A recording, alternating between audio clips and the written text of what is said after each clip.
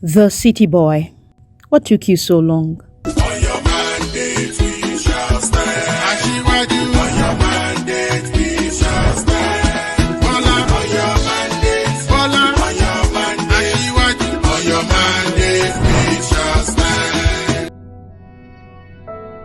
Asiwaju Bola Ahmed Tinubu brought 40 years history into perspective when he made that simple yet well-loaded EMILOKAN declaration. Àpèmọ́ra ẹni dẹ̀ni lágbé tèmi dire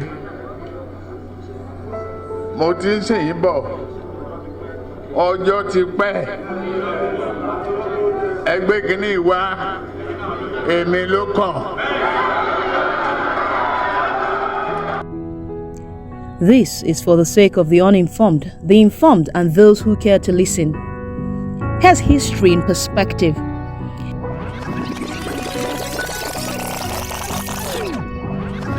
Shagari mismanaged Nigeria's oil boom till 1983. Most states owed salaries. They couldn't pay workers. A bloodless coup took place to salvage the horrible situation. 31st December 1983. Buhari became the military head of state when he was 41 years and reset button was activated. General Buhari bailed out all the states owing Nigerian civil servants in 1984 as a head of state. 37 years later, Jonathan mismanaged oil boom till 2014. Most states owed salaries. Buhari bailed them out again as president in 2015 and 2016. History will be kind to President Muhammadu Buhari. Something happened that truncated that reset button Buhari pressed. The owners of Nigeria PLC, ably represented by General Babangida, struck 27th August 1985. Buhari was removed less than 20 months in office. Ibrahim Babangida's 8 years reign contaminated everything in Nigeria. Ibrahim Babangida turned everything upside down, including our religious peaceful space. He woke up one morning in 1986 and informed the world that Nigeria has joined Organization of Islamic Countries, OIC. That trajectory changed religious perspectives and political involvement. Babangida corrupted everything. Babangida's 12.4 billion Gulf War oil windfall, alleged disappearance, monetization of military guys that exposed them to such, annulment of June 12 that MKO Abiola won.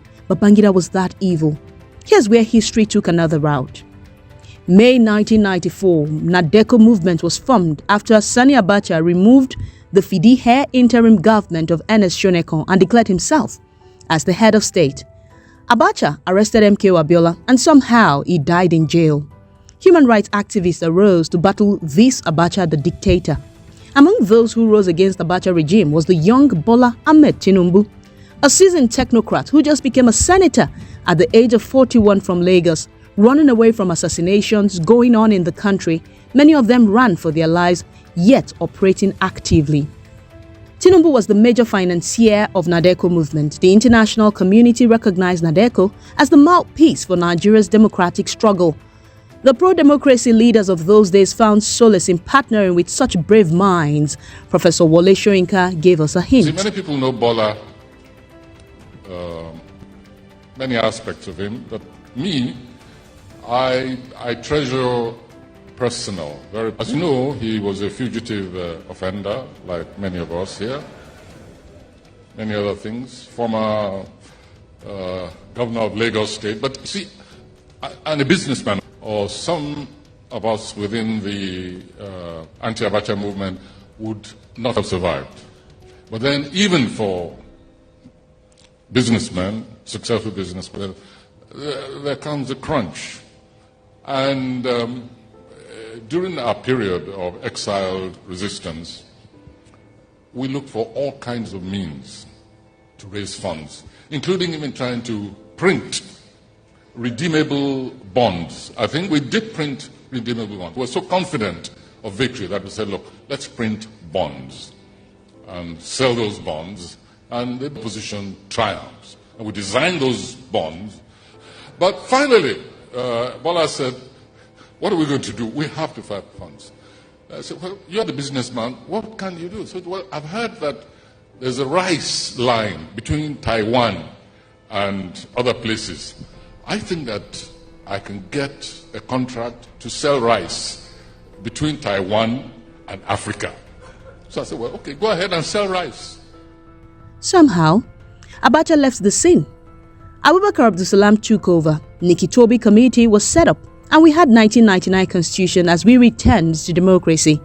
Suddenly, those who never fought for democracy began to take the leading role to enjoy what they never fought for. Thankfully, that young Senator Tinubu of 1991, who was part of the struggle from the outset, became the Lagos State Governor in 1999. His record in Lagos, his leadership template, his ability to fight using the same 1999 constitutional provision deepened our democracy the more. I've taken it from 600 million a month. In 1998, that was what they were making, internally generated revenue. We've computerized fully. The computer are going back to the schools too. We computerized our revenue and cleared the loophole. Today, I'm proud to tell you that it's standing at 3 billion a month.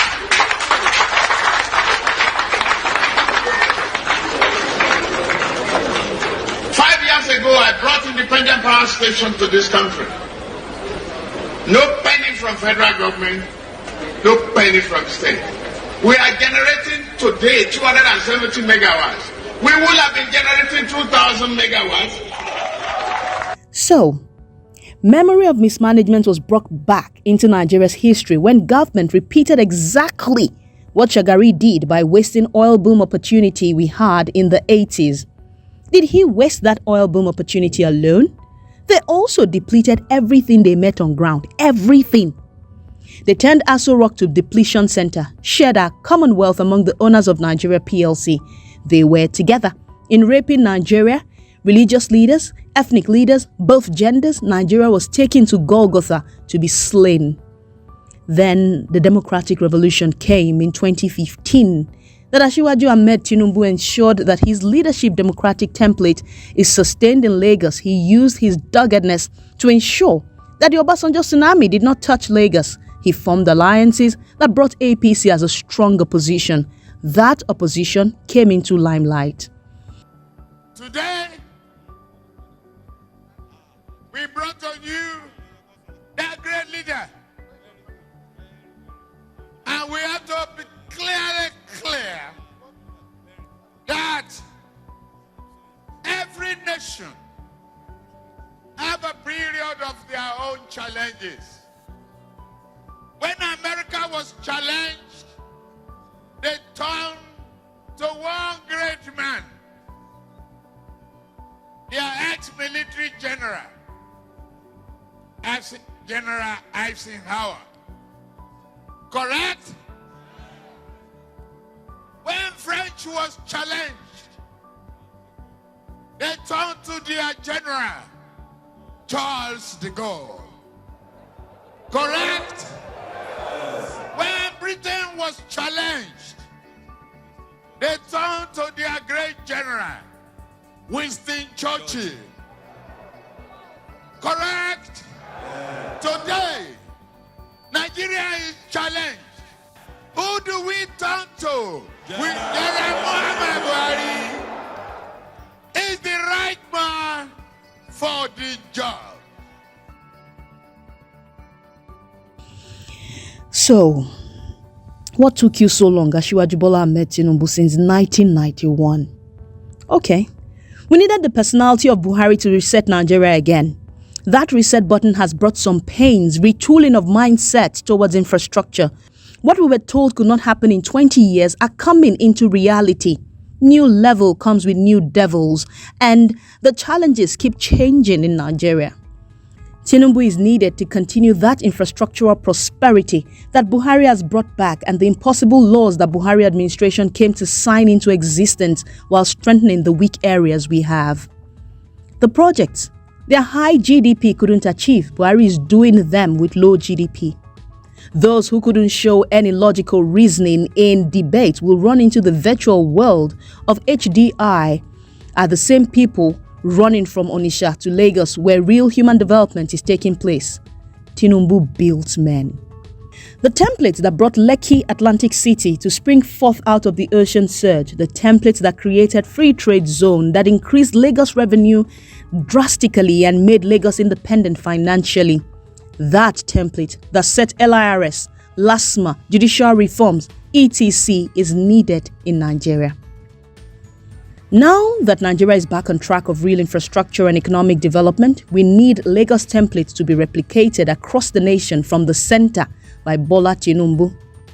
It might have taken almost 30 years to go back on track in Nigeria, but now we are on the march again.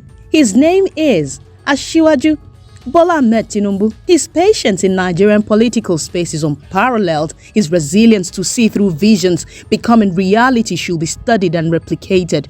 His ability to delay gratification for a while is what Gen Zs should learn and take advantage of. I promise you, I will not let you down.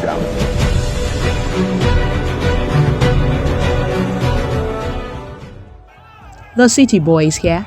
The president-elect is getting ready for the journey ahead. Selected by God, elected by progressive Nigerians. This script has been put together by Taiwo Ajakaye at The Mighty Angel on Twitter and voiced by Kemkem at Kempatriots on Twitter.